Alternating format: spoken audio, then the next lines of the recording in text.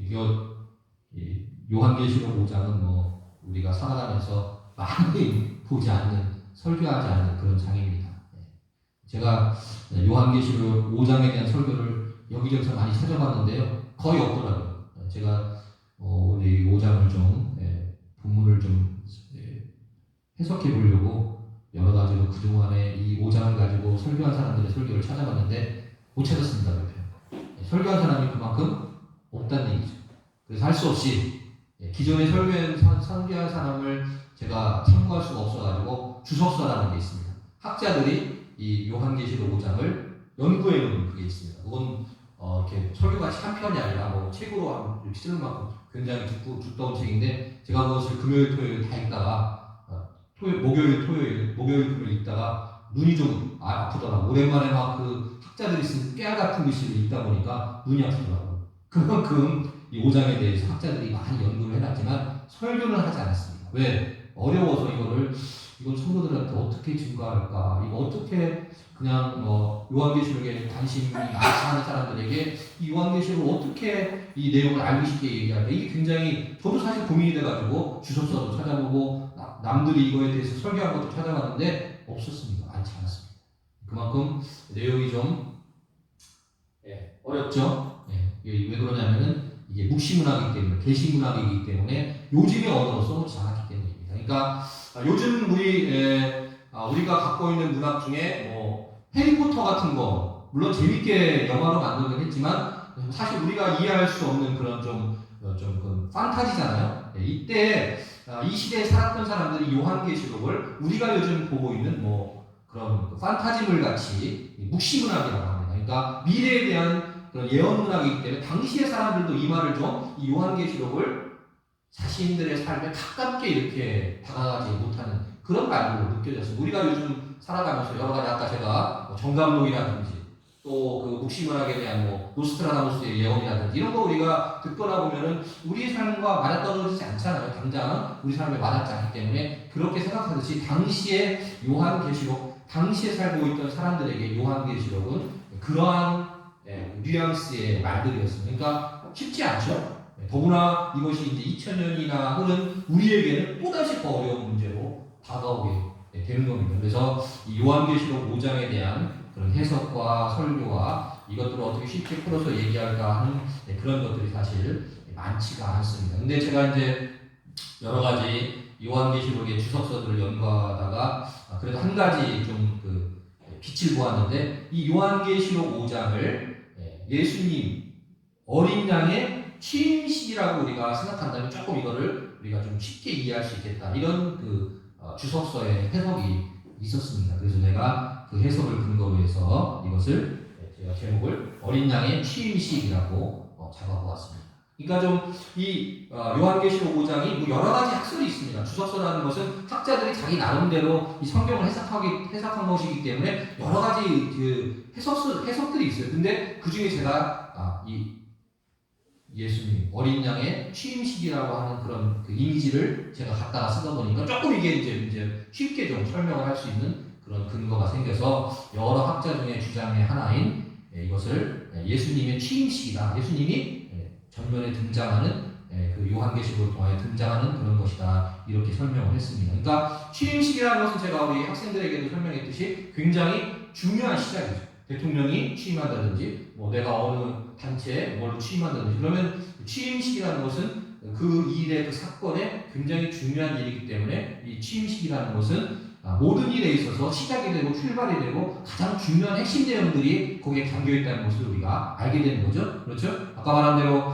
대통령이 취임할 때 보통 대통령 선서라는 걸 하게 되죠. 대통령 선서라는 것을 하게 되고, 대통령이 또 취임식도 이렇게 낭독을 하고 그러지 않습니까? 그 취임식의 선서 내용에는 그가 어떤 사람이고 내가 앞으로 어떤 일을 할 것인가에 대한 가장 중요한 일들이 담겨있는 거죠. 제가 알기에 대통령의 가장 중요한 임무는 국가와 백성을, 나라의 국민을 보호하는 거죠. 그렇죠? 대통령 왜 시켜놓습니까?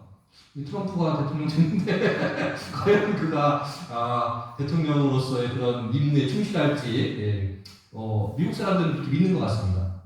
그렇게 믿는 것 같아요. 그러니까 그렇게 압도적으로 이겼죠. 그렇죠? 이게 트럼프가 자기 나라의 자국민과 국민과 나라를 보호할 사람이라고 생각하기 때문에 그를 뽑은 거죠. 그렇죠? 대통령의 임무는 그거예요. 그래서 취임식 때 내가 국가와 국민을 내가 보호하겠다. 또 하나는 뭐죠? 가장 중요한 대통령의 임무가 헌법을 지키겠다 그거잖아요. 헌법을 내가 수호하겠다. 우리나라도 아마 대통령 선서에 그렇게 하는 것으로 제가 알고 있습니다. 헌법을 수호하는 것이 대통령의 중요한 임무 중에 하나죠. 가장 중요한 얘기입니다. 그리고 나서 그가 이제 이렇게 선서를 하고 나서 취임사를 읽게 되면 뭐 여러 가지 방법이 있겠죠. 내가 국민과 나라를 보호하고 헌법을 지키는 데서 여러 가지 방법들이 있는데 나는 이러한 일을 중점적으로 해서 이 나라를 발전시키겠다. 이게 이제 취임사의 중요한 내용 아닙니까? 그렇죠? 대통령이 보통 취임 선서를 하고 나면은 취임사를 읽게 되어 있습니다. 분량이 몇 분이 되건 길게는 10분이 되건 그래서 내가 앞으로 4년 우리나라 같으면 5년 단임제니까 5년 동안 나라를 다스리는 데 있어서 이런 일에 중점을 두고 우리나라를 다스리도록 하겠다. 이런 중요한 내용이 취임식에 다 나타나 있는 겁니다. 그와 마찬가지로 오늘 이 요한계시록 5장이 예수님 어린 양이 이 땅에서 가장 중요한 임무와 내가 무엇을 할 것인가에 대한 일이 여기에 다 나타나 있다는 거죠. 그래서 가장 중요한 어린 양이 취임하면서 예수님께서 이 땅에 등장하시면서 가장 그가 중점을 두고 중요하게 생각한 일이 무엇인가를 우리가 알 수 있습니다. 이게 보면은 5절 1절에 보면은 내가 보매 5장 1절에 보면 내가 보매 보좌에 앉으신 이가 오른손에 두루마리가 있으니 안팎으로 썼고 7인으로 봉하였더라 이렇게 써있죠. 또 보매 힘있는 천사가 큰 음성으로 외치기를 누가 그 두루마리를 펴며 그 인을 떼기에 합당하냐 하니 그렇죠. 보좌에 앉으신 이의 오른손에 두루마리가 있었는데 안팎으로 글씨를 굉장히 많이 썼다고 합니다. 이게 무슨 얘기겠습니까? 여러 가지로 우리가 생각을 해볼 수 있지만 가장 우리가 쉽게 유추해 볼 수 있는 것은 이 인류의 역사에 대한, 인류의 종말에 대한 얘기가 나와 있지 않을까 이렇게 생각하는 거예요. 요한계시록 자체가 어떻다고요? 미래에 대한 거예요. 미래에 대한 얘기. 요한이 반모섬에서 계시를 받은 거니까 이게 미래에 대한 얘기잖아요. 그러니까 이 두루마리에 어떤 얘기들이 주로 써 있을 거다라는 생각을 하느냐, 가장 우리가 쉽게 생각할 수 있는 것은 요한계시록에 써 있는 우리 미래의 인류의 역사의 마지막에 대한 이야기가 이 두루마리에 써 있을 것이다. 이렇게 우리가 생각할 수 있는 거예요. 조금 더 우리가 이야기를 좀 쉽게 확산해서 본다면 성경 말씀이다. 이렇게 요한계시록도 성경 말씀 일종이니까 그렇죠? 또 어떤 사람들은 제가 옛날에 한번 요한계시록 21장을 설교하면서 백보자 심판이라는 얘기를 했죠. 백보자에서 우리 인간을 마지막에 다 우리를 불러내가지고 하나님께서 우리를 친히 심판하시는, 판단하시고 판별하시는 때가 온다. 제가 그런 얘기를 했죠. 요한계시록 보면 그런 말씀이 중요한 얘기입니다. 거기에 보면은 뭘 보기를 판단합니까? 우리 인간에게 행한 모든 행악간에 행한 일들. 그게 심판의 대상이라고 제가 말씀을 드렸습니다. 그러니까 이 두루마리, 보좌에 앉으신 이의 오른손에 두루마리를 가지고 있는데 빽빽이 안팎으로 써 있는 그 글 안에는 성경의 말씀일 수도 있고 요한계시록의 모든 그 종말에 대한 그 계시의 말씀일 수도 있고 더 나아가서 우리의 심판의 대상인 우리의 인류 한 사람 한 사람의 삶의 모든 모습의 문제라고 생각해 볼 수가 있다는 것입니다. 가장 많은 학자들이 제가 보니까 연구를 해보니까 가장 많은 학자들이 주장하는 그 7 두루마리에 써 있는 그 내용은 아마 요한계시록의 남은 내용일 것이다 이렇게 썼습니다. 가장 가깝게 우리가 생각해 볼 수 있는 요한계시록의 남은 부분들, 요한계시록에 써 있는 모든 그런 내용들이 아마 이 두루마리에 써 있었을 것이다. 이게 아마 가장 쉽게 상식적으로 우리가 생각해 볼 수 있는 두루마리의 내용입니다. 그렇죠? 그 뒤에 성경의 말씀이다. 우리 사람의 모든 심판을 하기 위한 판단의 행위의 말씀이다. 이건 이제 조금 그걸 확장해가지고 그것 이외에 이런 내용도 있을 것이다. 그건 이제 우리의 추측에 불과한 거고 이 문맥으로 볼 때 요한계시록에 나와 있는 이 성경 말씀으로 볼 때 가장 확실한 것은 뭐다? 요한계시록의 내용들일 것이다. 이렇게 우리가 보는 것이 가장 합리적이고 가장 우리가 정확하게 이 내용을 볼 수 있는 내용이라는 것을 알 수 있습니다. 근데 문제가 뭐냐? 힘 있는 천사가 음성으로 외치기를 누가 그 두루마리를 펴며 그 인을 떼기 합당하냐. 이게 근데 아무나 그 두루마리의 미래에 대한 그 종말에 대한 내용이나 그 계시를 아무나 다 볼 수 없었다는 거죠. 이거를 펴보기에 합당한 자가 없다는 것입니다. 아무도 그거를 볼 수가 없는 거예요. 그러니까 이제 그 천사가 그렇게 큰 소리로 음성으로 외치는 거예요. 누가 그 두루마리를 펴며 그 인을 떼기에 합당하냐. 이게 두루마리를 펴고 인을 뗀다는 것은 어떤 말입니까? 그 내용을 선포하고 알 수 있는 자가 없다는 것입니다. 지금 이 상황으로 봐서. 그러니까 여기 3절에 보니까 하늘 위에나 땅 위에나 땅 아래에서 능히 그 두루마리를 펴거나 보거나 할 자가 없더라. 이렇게 요한이 볼 때 그 상황이 지금 전개되고 있는 겁니다. 그래서 그 두루마리를 펴거나 보거나 하기에 합당한 자가 보이지 아니하기로 내가 크게 물었다고 성경은 얘기하고 있습니다. 그렇죠? 이게 안타까운 거예요. 이 뭔가 중요한 내용인데 하나님께서 우리 인류의 역사를 위해서 영적인 원리를 우리에게 가르쳐 주시려고 두루마리를 보내셨는데 그거를 능히 뗀자가 능히 그 두루마리를 펴가지고 내용을 우리에게 알려줄 자가 없다는 거예요. 그러니까 이제 요한이 이 묵시 환상을 보면서 굉장히 안타까워서 여기 성경에 보니까 내가 지금 여기서 말하는 그 인물은 요한입니다. 사도 요한입니다. 요한계시록을 쓴 사도 요한이 그것 때문에 굉장히 안타까워가지고 내가 크게 물었다 이렇게 기록하고 있습니다. 근데 이제 드디어 이 두루마리에 쓰인 내용과 우리 인류의 미래에 대해서 알 수 있는 것을 그 내용을 알 수 있는 그 두루마리를 펴서 그 내용을 알게 하고 우리에게 알려줄 사람이 나타났다는 거죠. 5절에 보면은 장로 중에 한 사람이 내게 말하되 울지 말라 유대 지파의 사자 다윗의 뿌리가 이것이 누굴 말하는 겁니까? 유대 지파의 사자 다윗의 뿌리. 거기서 누가 나왔죠? 예수님께서 나오셨잖아요. 예수님이 다윗의 후손이잖아요. 그렇죠? 그래서 유대 지파에 속한 다윗의 뿌리가 이겼다는 거예요. 그가 이제 이 땅에 정말 사람으로 하나님의 아들이 사람이 이 땅에 오셔가지고 다윗의 뿌리가 이겼으니 그 두루마리에 7인을 떼십니다. 그 능력을 갖춘 그 자격을 갖춘 사람이 드디어 이 땅 가운데 나오게 됐다. 이런 얘기. 그게 바로 인간의 모습으로 우리에게 오신 예수님이라는 것을 우리가 알 수 있습니다. 그래서 요한계시록에서 말하는 어린 양은 예수님이다. 이렇게 우리가 해석을 하는 것이 통상적인 모든 성경 연구가들의 결론입니다. 그래서 이제 예수님께서 그 인을 떼실 수 있는 능력과 힘을 가지고 우리에게 오셨다. 이렇게 우리가 알 수 있는 것입니다. 그래서 예수님이 이 땅에 오시고 나서부터는 우리가 어떤 시기라고 하죠? 성경에서? 그때부터 종말이라고 하는 거예요. 그때부터 종말. 예수님이 오셨기 때문에 이미 종말은 시작된 겁니다. 그래서 지금 우리는 이제 종말의 더 마지막에서 종말 지말이라고 하죠. 종말 중에서 더 종말을 우리가 살아가고 있는. 예수님이 오셨을 때부터 이미 종말이 시작된 거예요. 왜? 그 인류 종말의 열쇠를 갖고 있는 두루마리가 누구에부터 해석이 되고 열렸다고요? 예수님 때부터 열리기 시작했습니다. 예수님이 이미 2000년 전에 오셨잖아요. 그러니까 이미 요한계시록이 쓰여지고 예수님이 이 땅에 오심으로써 인류의 종말은 시작되었고 2000년이 흘렀죠 지금. 그렇지만 이제 뭐 그동안에는 아무 일들이 일어나지 않다가 이제 조금씩 그러한 종말의 징조들이 조금씩 보이니까 인류들이 그것에 대해서 반응을 하는 그런 시기가 요즘의 시대입니다. 다른 것 때문에 그런 게 아니라 우리 인류가 어떻게 될지 모른다는 거죠. 우리 인류가 어떻게 살아가게 될지. 올해만 해도 벌써 여러 가지 9월, 10월 중에 최고의 기온과 최고의 비, 강수량이 내렸다고 하잖아요.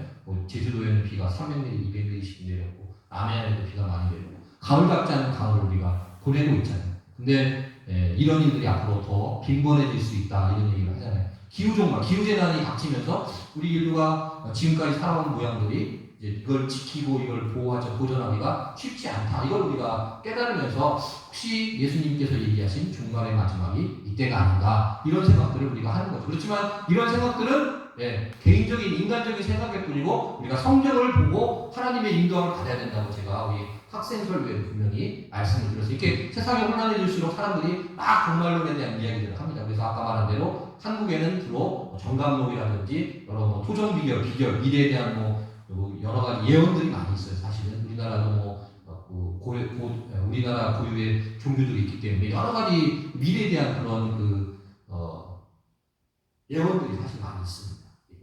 우리가 잘 몰라서 그렇지 그런 얘기들을 많이 합니다. 어떤 사람들은 2025년에 통일이 될 것이다. 이런 얘기 하는 사람도 있고 내년이잖아요.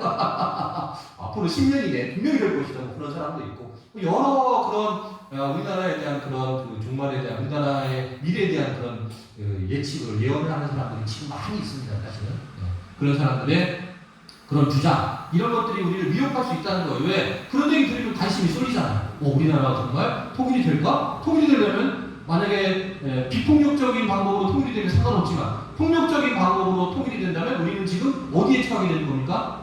전쟁터에 취하게 되는 거예요. 우리나라가 전 세계 무기 5대 강국입니다. 6번째, 5번째에 들어가는 우리나라 무기 강국이에요. 북한도 만만치 않습니다. 두 나라가 붙으면은 쏟아지는 미사일과 폭탄 더 나가서 북한은 핵무기도 갖고 있어요. 우리나라가 한잔하지 않습니다. 여기 대전까지는 물론 후반까지도 미사일 같은 거 이런 거 얼마든지 떨어져 있어서 우리 도망간다고 도망갈 데가 없어요. 그런 우리가 그런 그 환경에 살다 보니까 아무래도 관심을 갖게 되겠죠. 우리나라 미래가 어떨지, 통일이 된다면 평화적으로 될지 아니면 전쟁이 일어나서 될지 그런 생각 안 할 수가 없잖아요. 우리 자녀들이 살아가고 있고 우리 미래의 손들이 길이길이 살아야 될 땅인데 이런 일들이 일어난다면 어려움을 당하게 되니까 우리가 이런 걸 신경 안 쓸 수가 없죠. 그렇지만 모든 역사의 주인은 정감록이나 세상 사람들이 말하는 그런 종말들의 미래에 대한 예측이 아니라 하나님께서 우리 어린 양 예수님을 통하여 이미 그 대답과 해결책을 주어줬다는 거예요. 그래서 요한계시록을 쓰게 되고 그 종말과 그 미래에 대한 일들을 풀사람으로 누굴 보내셨다는 것입니까? 예수님을 우리에게 보내주셨다는 것을 요한계시록의 5장을 통해서 말하고 그 일을 위해서 예수님이 오셨다는 것입니다. 예수님의 중요한 그런 이 땅에 오심의 이유 중에 하나가 인류의 마지막을 위한 마스터 플랜, 계획을 실현하고 그것을 만들어내고 그것을 완결짓기 위해서 예수님께서 이 땅에 오셨다. 그것을 지금 요한계시록의 저자가 요한 그의 환상을 통해서 오늘 이런 말씀을 하고 있다는 것을 보게 됩니다. 그러니까 예수님 어린 양의 취임의 가장 중요한 내용은 뭡니까? 종말에 대한 내용입니다. 요한계시록은 그래서 우리 인간의, 우리 지구사의, 우리 인생의 그 역사에 있어서 마지막을 얘기합니다. 마지막이 어떻게 될 것이다. 그 얘기예요. 그러니까 사람들이 읽으니까 어렵고 또 어떻게 보면은 받아들이기 쉽지 않고 무섭고 두렵고 그렇게 되는 거죠. 누구에게나 종말이라는 것은 두렵잖아요. 잘 모르니까 우리가 그런 것들을 얘기하려고 하나님께서 요한계시록을 요한에게 환상을 통해서 보여주시고 그 주인공으로 누가 오신다는 거죠. 예수님께서 오셔가지고 그 마지막을 예수님께서 받은 그대로 그 두루마리를 펴서 그 나와 있는 내용대로 우리 인간의 역사를, 우리 인류의 역사를 풀어가신다는 것을 오늘 이 요한계시록 5장을 통해서 우리에게 말씀하고 있는 것을 보게 되는 것입니다.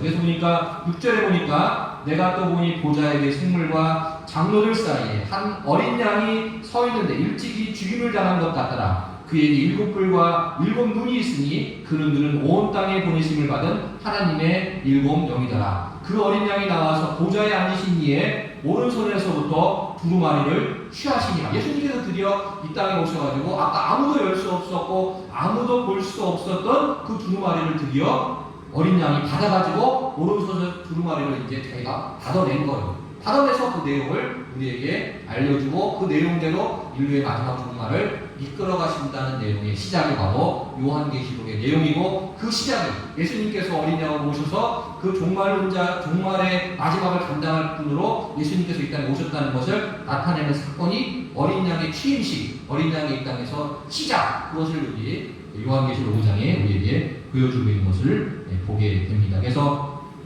취임식이 가장 중요한 내용은 우리 인간의 종말에 대한 일이라는 것을 우리가 알 수 있습니다. 8절에 보니까 그 두루마리를 취하심에 네 생물이 24장로들이 그 어린 양 앞에 엎드려 각각 검은고와 향이 가득한 금대접을 가졌으니 이 향은 성도의 기도들이더라. 이렇게 나와 있습니다. 그래서 우리 하나님 앞에 올라가는 예수님 앞에 드려지는 금향로가 우리 성도들의 기도다. 이런 얘기를 해서 우리가 하나님 앞에 기도가 드려진다는 얘기를 하고 우리 기도가 금대접에 올려가지고 하나님 앞에 올려진다. 그런 얘기를 우리가 하는 겁니다. 이런 그 이미지적인 성경들이 있기 때문에 우리 기도가 하나님 앞에 금향로에 올려져가지고 하나님 앞에 상달되어진다. 우리가 그렇게 이미지적으로 얘기를 하고 성경의 말씀을 통해서 확인할 수 있는 것을 보게 됩니다. 이거는 뭐 상징적인 거지만 우리의 기도가 하나님 앞에 예수님 앞에 이렇게 올라간다는 것, 금향로를 통해서 금대접을 통하여 성도의 기도가 상달된다는 것은 사실인 것을 우리가 알 수 있습니다. 그들이 새 노래를 불러 이르되 두루마리를 가지시고 그 인공을 깨시기에 합당하시도다. 일찍이 죽임을 당하사 각 족속과 방언과 백성과 나라 가운데서 사람들이 피로 서서 하나님께 드리시고 그들로 우리 하나님 앞에서 나라와 제사장들을 삼으셨으니 그들이 땅에서 왕노릇 하리로다 하더라. 이런 얘기들을 하고 있는 겁니다. 그래서 이 취임식의 마지막은 지금 어떤 부분들이 있습니까? 예수님의 사명이, 예수님이 이 땅에 오신 종말의 주관자로서의 우리가 포지션을 확인하고 그 다음 나가는 것들은 이제 그러한 예수님에 대한 찬양과 그런 여러 장로들의 그를 향한 영광을 올리는 장면들이 나와 있습니다. 그러니까 11절에 보니까 또 내가 보고 들으매 보좌의 생물들과 장로들이 둘러선 많은 천사와 음성이 있으니 그 수가 만만이요 천천이라 큰 음성으로 말하되 죽임을 당하신 어린 양은 능력과 부와 지혜와 힘과 존귀와 영광과 찬송을 받으시기에 합당하도다. 이런 얘기를 하고 있죠. 취임식의 가장 중요한 하이라이트는 뭡니까? 취임한 사람들에 대한 영광을 드러내는 거예요. 그래서 대통령 취임식에도 모인 사람들이 보통 우리나라 대통령 취임식에도 몇만 명씩 모이고 미국 대통령 취임식에도 10만 명 가까이 모이고 그래서 그 광장에 사람들이 가득 차가지고 그 사람들이 그 대통령에 대한 축복을 하는 거죠. 잘하라. 앞으로 영광스럽게 이 나라를 이끌어달라. 그런 어떤 세레머니를 하지 않습니까? 그래서 우리나라도 취임식 때 많은 사람들이 축하 공연도 하고 그런 격려사도 하고 축사도 하고 많은 사람들이 모여서 그 사람을 축복하는 거예요. 오늘 이 장면입니다. 마지막 장면. 예수님이 이 땅에 두루마리를 가지시고 종말의 결정론자로 오셨는데 그에 대한 그러한 천상에서의 그러한 장로들이 천사들이 예수님 앞에 천천히요 만만히요 하면서 예수님에 대한 능력과 부와 지혜와 존귀를 찬송받으시기 합당하도다 하면서 예수님 앞에 영광을 돌리는 장면이 오늘 요한계시록의 후반부에 나타나 있는 5장 후반부에 나타나 있는 장면이라는 것을 알 수 있습니다. 그래서 이 오늘 나와 있는 요한계시록 5장의 장면들은 예수님께서 이 땅에 어린 양으로 오신, 이 땅에 어린 양으로 취임하신 그러한 것들을 우리가 축하하고 그 사실에 대해서 우리가 다시 한번 나누고 이 일을 통하여 우리 인류의 미래가 달려있음을 우리 모든 믿는 사람들이 합의하고 영광을 누리고 영광을 나누고 그 영광을 드러내는 장이 바로 요한계시록 5장이라는 것을 우리가 알 수 있습니다. 그래서 예수님이 이 땅에 오신 가장 중요한 일, 그거는 이제 지난주에 제가 얘기했던 대로 구원이잖아요. 영적 구원. 그렇지만 미래, 우리가 다시 천국에 가고 우리가 몸이 부활하기 위해서는 그것은 제가 미래적인 사건이라고 말씀드렸어요.